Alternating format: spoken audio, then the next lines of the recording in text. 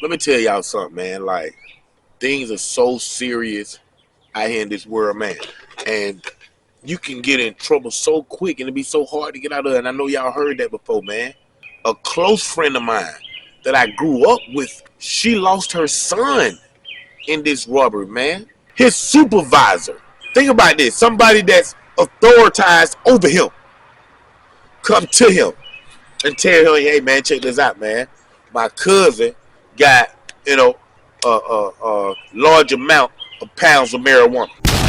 What I did to make everybody Hey, old nigga, hey, the slip of my tongue, trigger finger for fun. you know I got this trigger finger, man. They know how we do it on the hill. What's up? What's up? If it come as Kegel, he ain't waffles and bagel. Let me tell y'all something, man. Like, things are so serious out here in this world, man.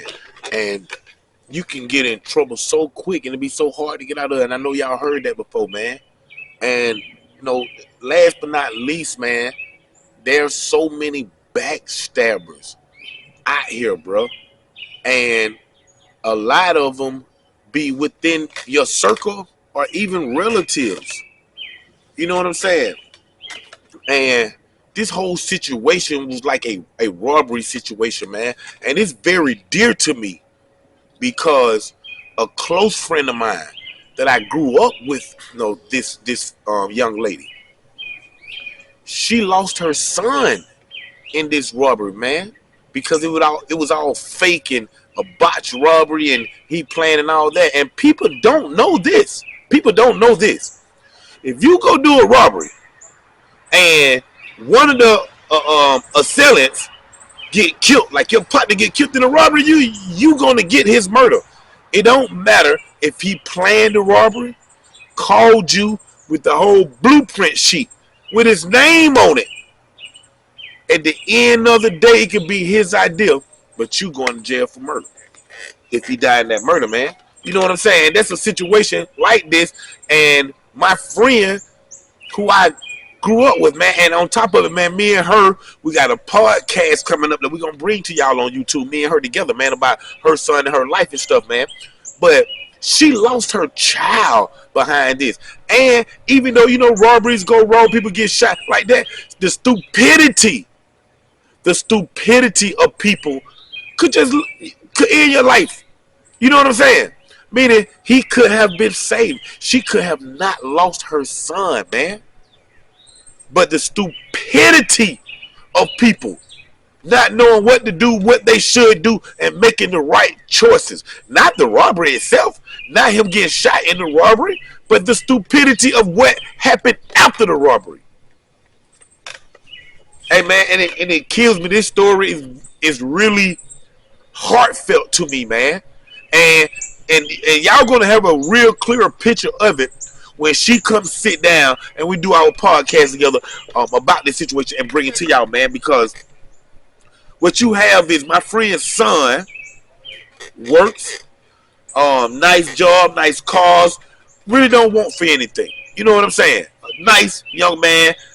Any problems that he have is no typical problems that a teenager, early 20-year-old, the 20 kids, that's 20, like in the early 20s or mid 20s, have anyway.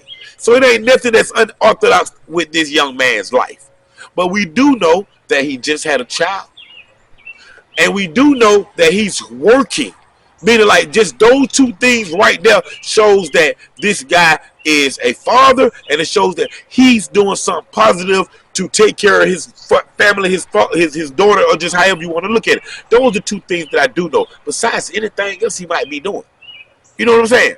But what you have is you have a person that looks up to his authority figures and respects them and know how to follow instructions. You know what I'm saying? And this little kid, like, puts that on his chest, meaning, like, he respect his elders. He listen to them. He doesn't disrespect them. He followed the directions of them. You know what I'm saying? And that's a quality in a person to me.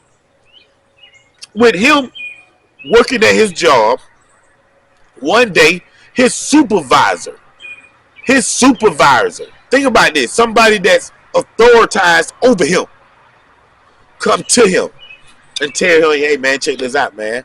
My cousin got, a large amount of pounds of marijuana. And that what he's selling around town or whatnot. And the supervisor continues to tell my friend's son that he worked for him, at a regular job, man. Why is the supervisor? See, that's why it get me messed up. Why is the supervisor bringing street shit into the job area? You keep those two lives separate, but idiots don't know that. He telling the young man he got a cousin that got the pounds of weed, and then he end up telling the man, get one of your partners, and I want y'all to rob him. I'm gonna get him here, like it's a purchase and stuff like that, and then y'all bust in and rob and get me down. Y'all know the oldest trick in the in the book, meaning like you lay me down too, kick me one or two times, to make him feel I didn't have nothing to do with it. Man, that whole method. Think about the supervisor. You dumb, you slow. That whole method that you just told him to do, how you gonna trick the other guy, is like 35 years old. We done outgrew that. You know what I'm saying? For as the actions that we take now, and we done outgrew that mentally. So there is no way that y'all gonna pull this off, even if it got pulled off. And the guy didn't think that his own cousin set him up. You know what I'm saying? So with that being said, the cousin with the pounds had already felt funny from whatever the supervisor, his cousin, was telling him about the buyers. He already felt suspicious. So what did he start doing? He started recording his own cousin. Phone conversations, things like that, when they finna meet up, just all that. He started recording that. That's why I said we been past that. You can't pull that nobody on somebody like that. Hey, Dartrice, he got the pounds. I'm gonna goddamn tell him that you want to buy 30 of them, and then when you come in now, you just rob him in it, and then you throw me down too. No, he automatically gonna think you had something to do with it. It's just that, even if you didn't, at one point in time, he gonna feel that you had something to do with it. So that's what he do to his employee. His employee get his partner. His cousin been recording him, and he end up setting up the purchase. Well, the two guys come in now. Unfortunately, one of them was my dear friend's son with the stick up. Hey, lay it down. Argument started happening, and then a scuffle pursued. And the weed seller ended up shooting my friend's son in the leg. In the leg, y'all. Y'all heard me right. In the leg. So with all that being said, y'all know it was chaos. Everybody went their separate ways. So my friend's son and his friend run, or make it to the car. The one who shot, he's driving. His buddy, his backup man, which I don't know what type of damn backup man he was. If I got the gun on him, tell him to get up, and somehow we get into it. What are you doing? You ain't on go. If me and him struggle, I hit him with the gun. Boom, get it up. You know what it is? What you doing? For me and him wrestling now, and now he done got his gun and done shot me. You know what I'm saying? But anyway, so my partner, son, make it back to the car. He get in the car. He driving. His buddy on the passenger side, while he driving, he passed away. He passed out. It done hit an artery in his leg. He passes out while he driving. They don't know, or he don't know on the passenger side, he don't know if he's dead or he done passed out because of the shock of he done lost so much blood. But instead of going 4 minutes this way to the best hospital in Georgia, Greater Memorial Hospital, this guy go around the car, get his friend, push him over to the passenger side, get in the truck, and continue driving the truck to this guy's great grandmama house. park the car with his body right there on the passenger side, get out the car, walk and get in his car where he parked that car. I guess that's where they met up at. Get in his car and leave. And he right there bleeding out his leg in the car and just die in front of his great grandma's house. Man, what type of shit is that? His partner who drove the car, who put him in the passenger seat, who didn't go to the hospital, and you got to pass South 4 to hospital before you get to this boy great grandma's house in East Point by Montel Holmes. You know what I'm saying?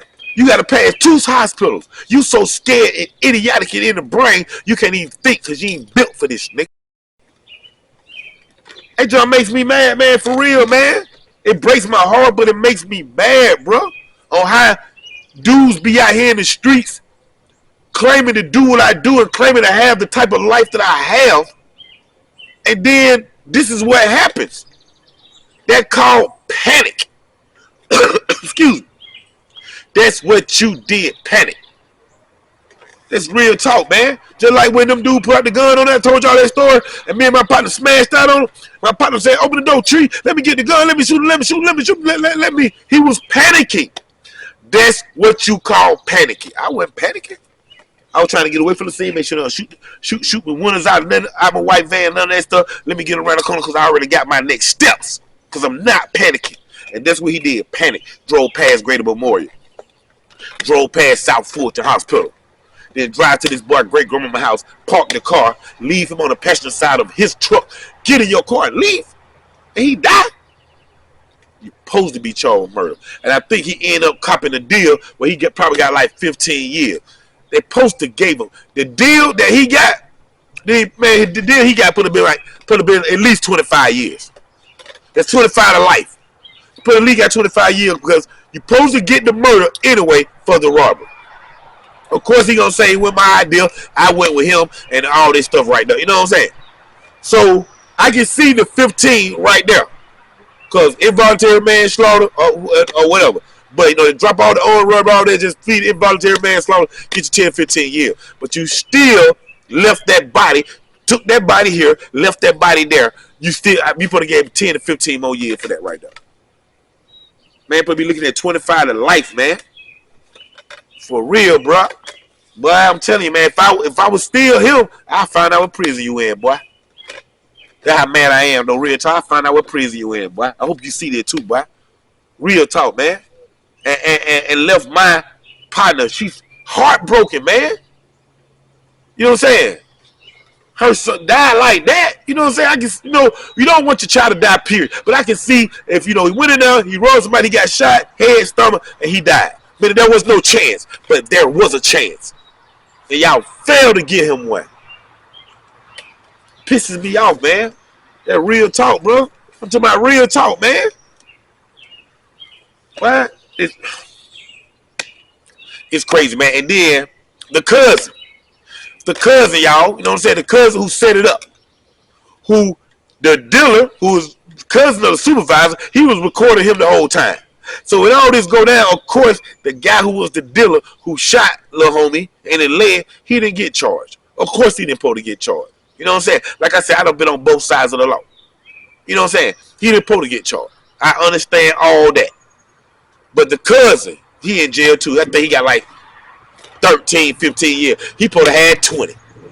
He supposed to have 20 starting out. Because what you did, you little dirt the whole situation. You little dirt the whole situation. And now a guy that worked for you at the company who daughter done lost her father, he dead now. Because you orchestrated a whack-ass robbery. For real. Man, listen to it, man. He was your cousin. You were having it done to him anyway. You were having it done anyway. Most likely we would have found out it was you. You should have just did it yourself. That's what you should have did, homie. You should have did it yourself, bro. Anything would have went wrong, it would have been all on you. Nobody ain't connected to you. It would have been all on you, bro. But you connected 2, 3 more people to you. One of them dead. You know what I'm saying? And you ain't never been in prison. You ain't never been in prison. Now where you at? Now you finna see how homies really get down, man. And then they hear this story. I wish somebody wants to hear this story and know that it was you and them. They'll be like, man, this man at home, lame man, home got home killed. This man living an honest life. How I know? Because he's working a 9 to 5. He at least that honest.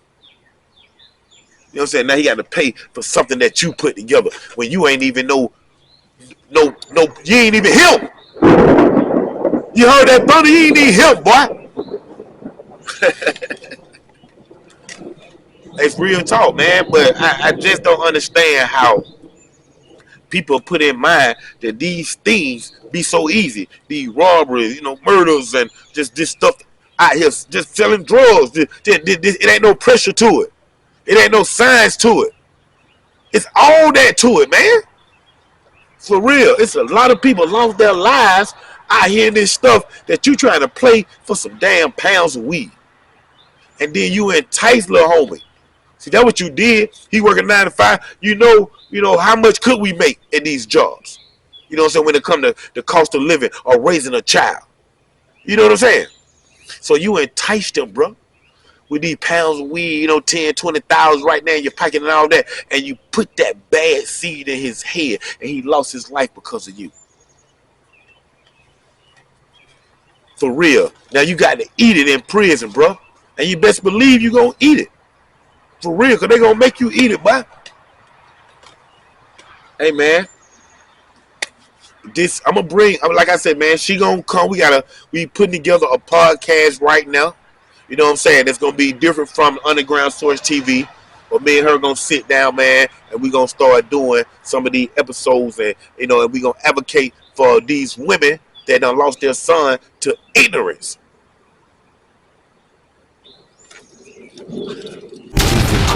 Stops, and we started on top. What's up, my uncle? We been on top. That's my uncle. This shit here.